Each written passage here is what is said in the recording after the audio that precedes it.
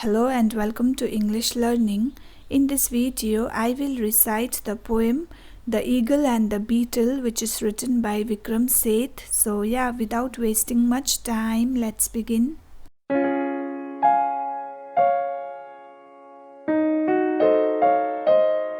A beetle loved a certain hare and wandered with him everywhere. They went to fairs and feasts together, took walks in any kind of weather, talked of the future and the past, on sunny days or overcast. But since their friendship was so pleasant, lived for the most part in the present, one day, alas, an eagle flew above them, and before they knew what cloud had shadowed them, the hare hung from her talons in mid-air. "Please spare my friend," the beetle cried, but the great eagle sneered with pride. "You puny, servile, cloddish bug, go off and hide your ugly mug. How do you dare assume the right to meddle with my appetite? This hare's my snack. Have you not heard? I am the great god Zeus' bird. Nothing can harm me, least of all a slow, pathetic, droning ball. Here, keep your friend's head." And she tore the hare's head off and swiftly bore his bleeding torso to her nest, ripped off his tail and ate the rest. The beetle stared at her friend's head and wished that she herself was dead. She mixed her tears with his dark blood and cloaked his face with clots of mud.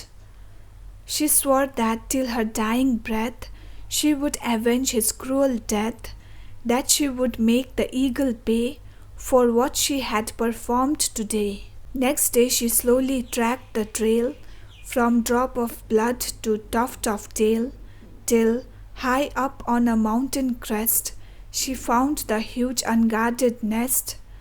And at the hour that yesterday the bird had plunged towards her prey, the beetle with her 6 short legs rolled out the mighty eagle's eggs. She left at once, but she could hear the eagle's screams of pain and fear, when later she returned and found the broken eggshells on the ground.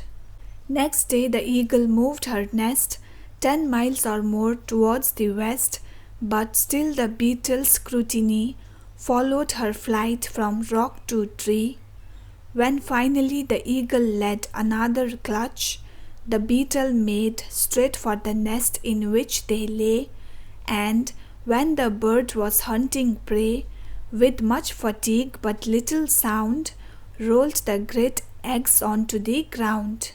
When this had gone on for a year, the eagle, crazed with rage and fear, would turn back, screeching in mid-air, whenever she would sight a hare. The far drone of the beetle's flight shattered her calm by day or night. For weeks on end she scarcely slept. She laid her eggs in grief and wept. When what she would feared had come to pass, and her smashed brood lay on the grass. At last she cried, "What is the use of bearing your protection, Zeus, when what small, evil clot of mud has massacred my flesh and blood? King of the gods, where may I rest? Where may I safely build my nest? Where lay my eggs without mishap?" "Here," said the god, "here in my lap." And so the eggs lay, more secure than they had ever lain before. What in the universe could be more safe than Zeus' custody?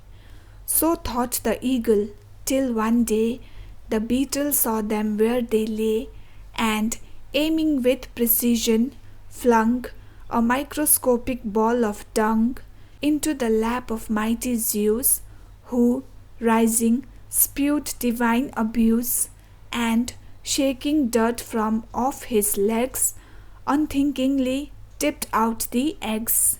Past hope the eagle pined away and died of grief, and to this day They say that eagles will not nest in months when beetles fly their best, but others, not so superstitious, merely assert that fate's capricious, and that the strong who crush the weak may not be shown the other cheek.